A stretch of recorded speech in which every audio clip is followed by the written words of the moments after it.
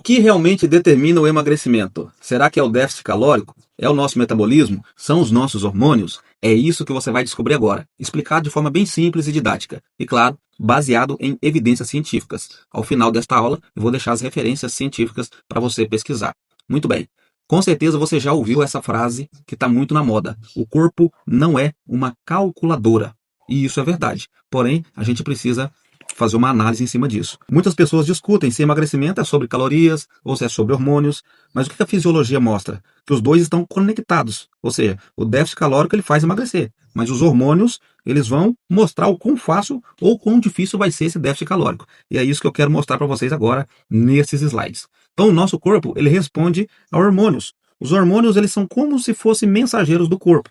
Eles ajudam, por exemplo, a decidir se o organismo ele vai armazenar energia, ou se ele vai liberar, se você vai sentir mais fome, ou se você vai ter mais saciedade. Aí aqui você tem o metabolismo, que é a forma como o seu corpo ele usa a energia para manter tudo funcionando. Desde você respirar, pensar, manter o seu corpo ali com uma certa temperatura e até os seus movimentos.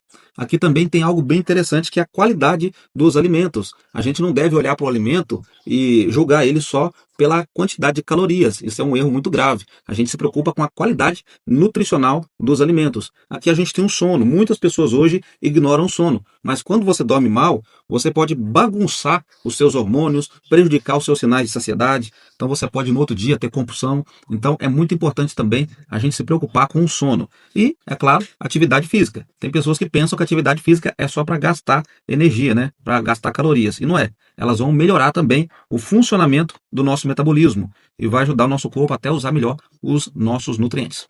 Então, existe uma regra básica da fisiologia.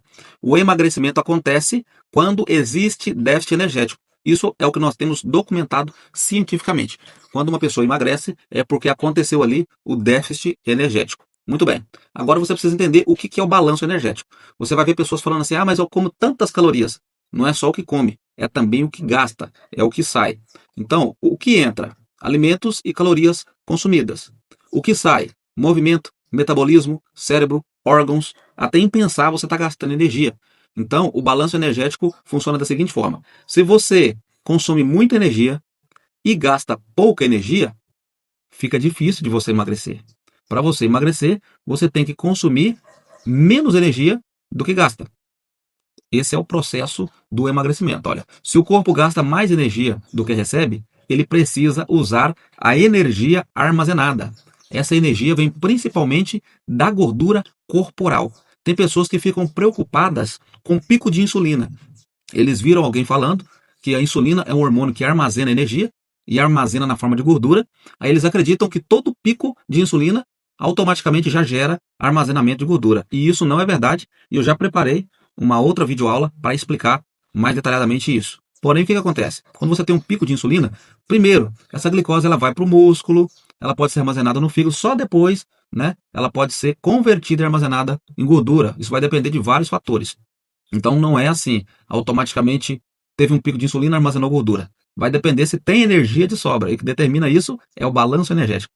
Se você tem um pico de insulina, mas você não tem energia sobrando, o que o seu corpo vai armazenar? Entenderam? Então, como é que acontece o emagrecimento?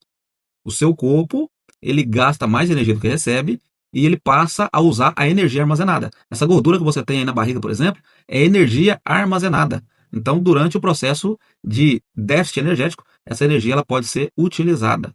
É isso que acontece no famoso jejum intermitente, por exemplo. Muito bem. Então, é só contar calorias? Aqui a gente tem um outro erro. Tem pessoas que pensam que é só contar calorias. Aí eles pegam, por exemplo, um alimento ultraprocessado, né, que nem deveria ser chamado de alimento, e analisam da seguinte forma. O chocolate tem 220 calorias.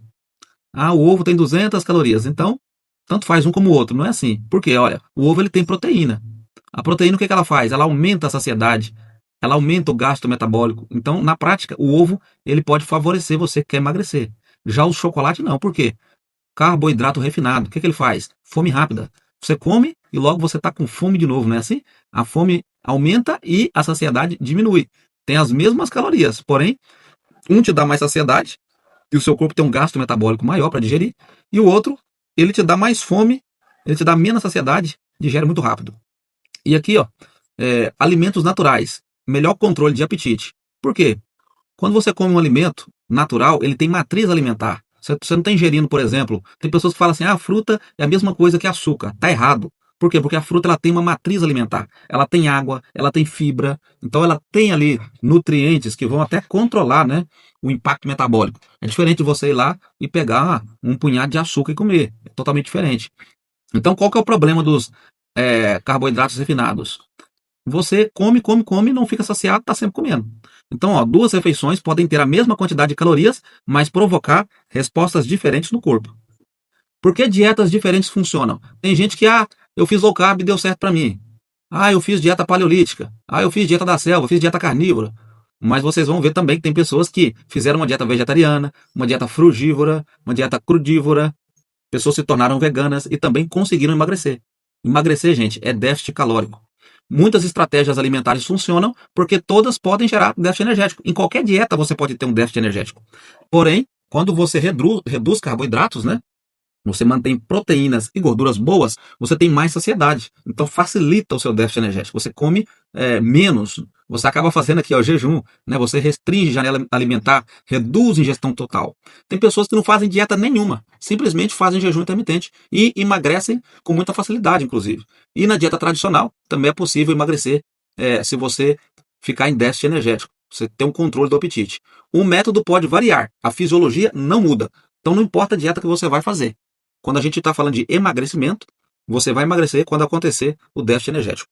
Então, a gente tem dois erros aqui, dois extremos, que eu quero comentar rapidamente com vocês.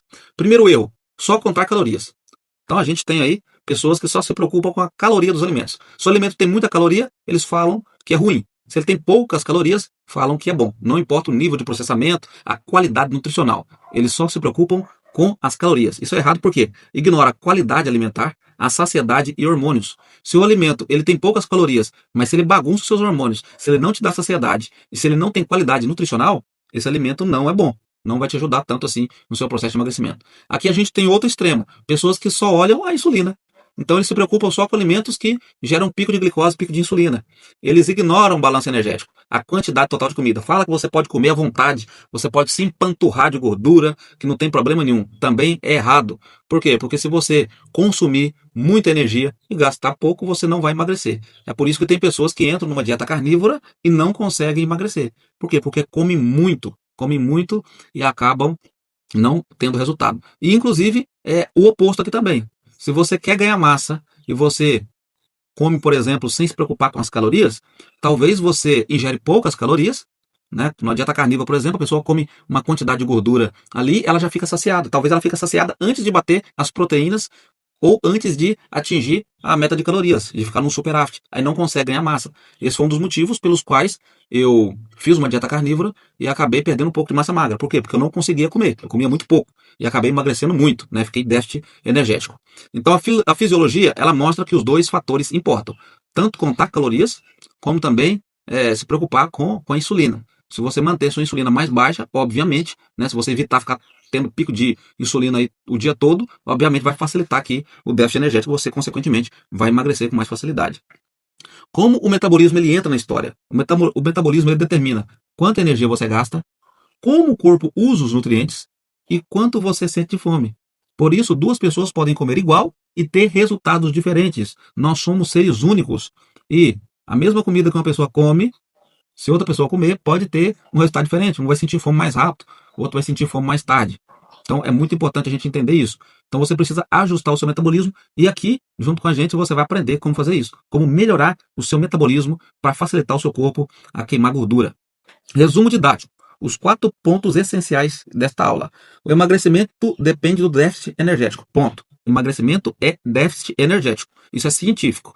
Ponto número 2. Hormônios influenciam a fome e o metabolismo. Então não é só se preocupar com calorias. É também se preocupar com os nossos hormônios. Você dormir bem, você fazer atividade física. É isso que a maioria das pessoas fazem, né? Quando começam alguma dieta e depois elas acreditam que emagreceram porque cortaram carboidrato. Não é isso. As pessoas começaram a fazer atividade física, começaram a dormir melhor, começaram a usar suplementos, estão fazendo várias coisas e por isso melhoram os hormônios, o metabolismo e acabam emagrecendo.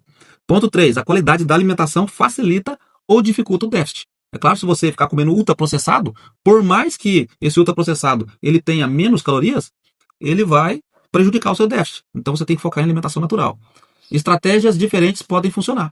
Não importa a dieta. Aqui a gente está falando de emagrecimento. Se vocês me perguntarem sobre alimentação saudável, eu vou falar outra coisa. Mas se for em questão de emagrecimento, qualquer dieta serve. O que vai importar vai ser o déficit energético. Você acha que o seu metabolismo é lento? Quero que você comente aqui abaixo.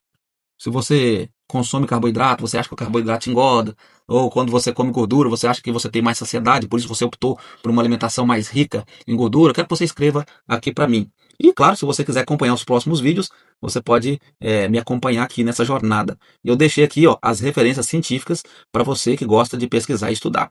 Espero que você tenha gostado desta aula. Um grande abraço e até a próxima.